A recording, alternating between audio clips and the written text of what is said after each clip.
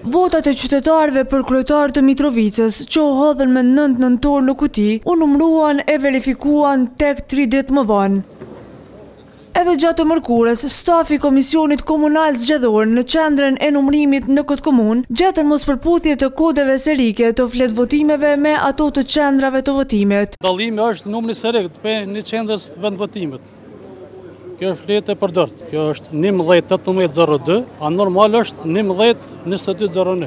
Na kem të verifiku fshatin Rashan, shkollën Sefedin Smakulli, është me numër 1-2801, është gjendje 1-2701. Në mesin e krejt votave që u verifikuan, nga KKZ-ja e deklaruan shifrën e atyre që e patën të njëjtin gabim. Sipas një verifikimi paraprak që kemi bërë, janë 75 fletvotime me për ato të cilat po pyetni.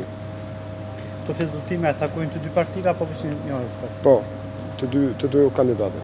Rrugëtimi i formularëve që qenë më ndryshe nuk ka përfunduar këto, sepse me to, tash do të merret edhe dikush tjetër. Na një pjesë me kërkesë të policisë i kemi bë kopje, edhe ja kemi dorëzuar, pastaj janë organe tjera. Në QNR të pranishëm ishin edhe anëtarët e Komisionit Qendror Zgjedhor nga radhët e Partisë Demokratike të Kosovës, Arjanit Elshani e Ilir Gashi.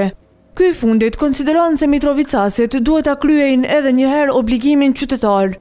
Ne konsiderojmë që e vetmja mënyrë për ta rikthy këtë proces në binar, për ta rikthy besimin e qytetarëve në procesin zgjedhor dhe për t'i dhënë integritet dhe besueshmëri, është rikthimi edhe një herë të qytetarëve të Mitrovicës të këtij procesi, që nënkupton rivotim. Ekipet mediale që ishin në qendrën e numërimit në Mitrovicë kontaktuan edhe Sami Kurteshin e vetvendosjes, por ai tha se nuk ka informacion dhe nuk mund të deklarohet.